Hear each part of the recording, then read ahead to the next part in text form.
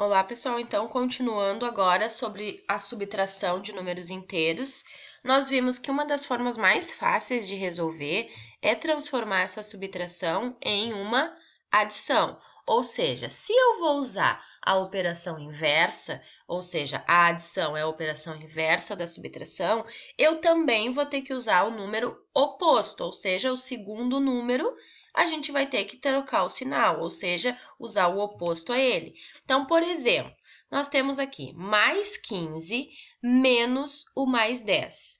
Nós podemos reescrever na forma de uma adição, ou seja, em vez de ter uma subtração, nós mudamos para uma adição, porém, nós também vamos ter que usar o oposto desse segundo número. Ele era mais 10, ele será menos 10. Então, mais 15 com menos 10, a gente já sabe que na adição de números com sinais diferentes, o que a gente faz? Diminui e permanece o sinal do maior em módulo. Então, mais 15 com mais menos 10 vai ser 5. Se nós pensarmos, bom, tenho 15 reais e gastei 10, eu fiquei com 5. Esse 5 é positivo ou negativo? É positivo porque sobrou. A mesma coisa, por exemplo, aqui, ó, menos 106 com menos 80. Bom, vamos reescrever como uma adição. Menos 106 mais o oposto do menos 80. Quem é o oposto do menos 80? Mais 80. Então, se eu devo 106 reais e pago 80, o que vai acontecer? 106 menos 80, 26.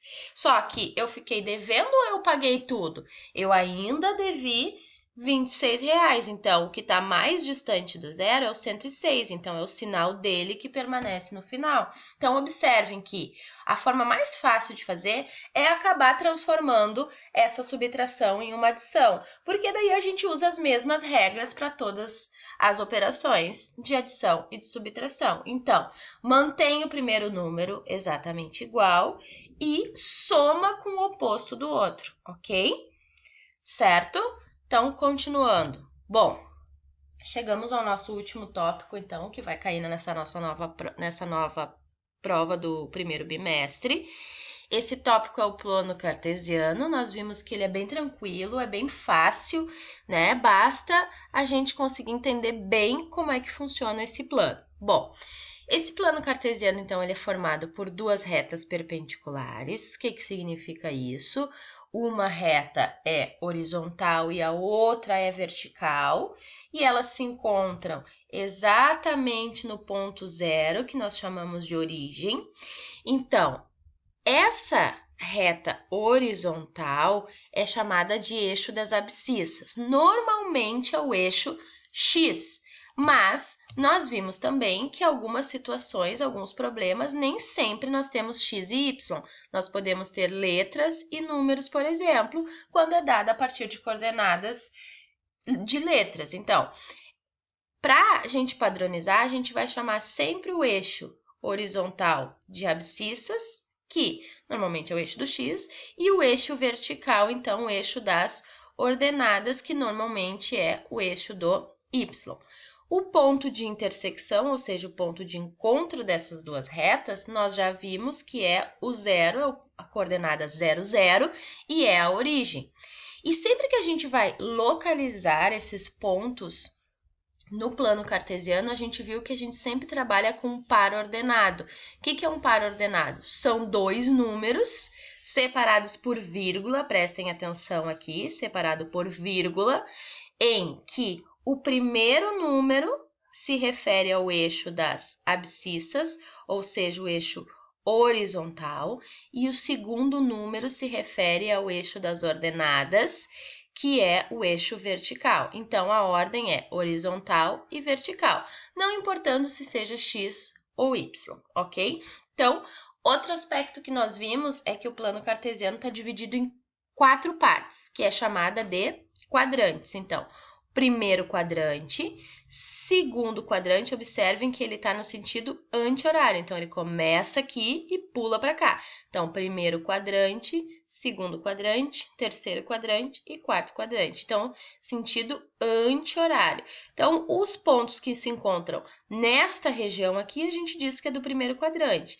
Os pontos que se encontram nesta outra região, a gente diz que é do segundo quadrante. E assim por diante. Vamos ver aqui um exemplo, ó. Tá marcado o ponto A ali, ó. O que a gente vai olhar? O ponto A. O ponto A, ele horizontalmente, ele se encontra onde? Ó, saiu do 0, menos 1, menos 2. Então, ele tá marcadinho aqui no ponto menos 2 horizontalmente. Subindo no eixo das ordenadas, subiu 3 unidades. Então, ele se encontra no ponto 3 do eixo das ordenadas. Então, se a gente fosse montar a coordenada desse ponto, seria primeiro o horizontal, que é o menos 2, e depois o vertical, que seria o 3. Então, o ponto A, a coordenada é menos 2 e 3. Bom, vamos ver um exemplo aqui. Observe o mapa do Brasil, que está no primeiro quadrante do plano cartesiano. Então, pegou-se só o primeiro quadrante, ou seja, só os números positivos, tanto do eixo X quanto do eixo Y. Então, vamos lá. No mapa, encontramos alguns pontos. Dê as coordenadas e o nome dos estados em que os pontos se localizam. Então, vamos lá. Santa Catarina. Vamos localizar aqui Santa Catarina. Santa Catarina é esse primeiro ponto. Vamos observar, ó.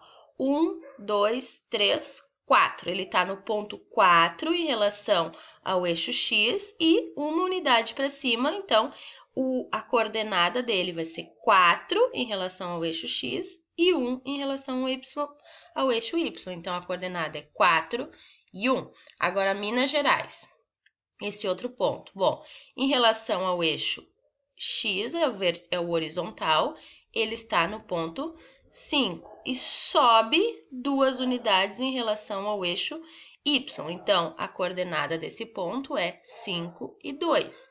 Agora, vamos para o Piauí. Bom, Piauí, ele está a 5 unidades em relação ao eixo horizontal e 4 unidades em relação ao eixo vertical. Bom, vamos então para o Acre.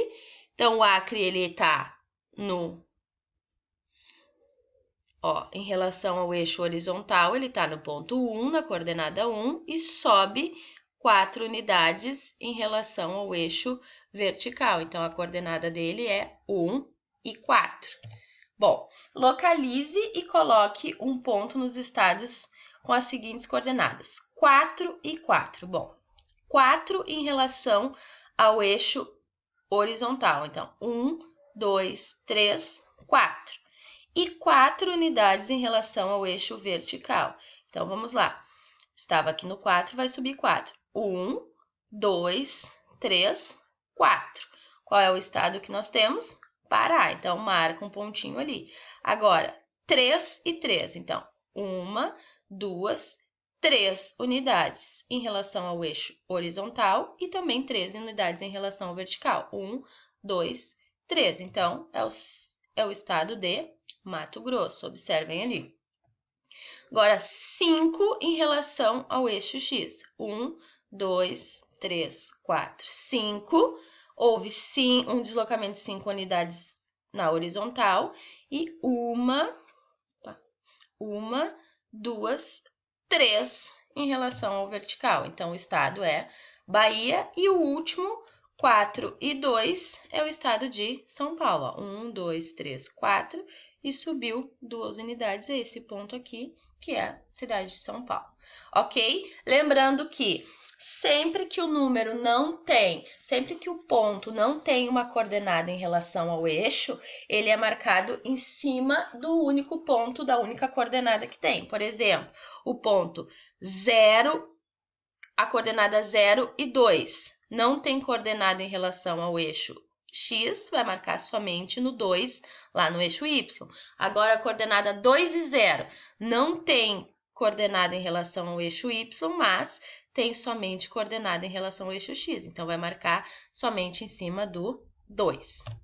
Ok, pessoal, seria isso então as nossas revisões. Estudem bastante para a prova e a prof tá com saudade de vocês e não vê a hora de passar tudo isso e nós estarmos juntos, tá bom?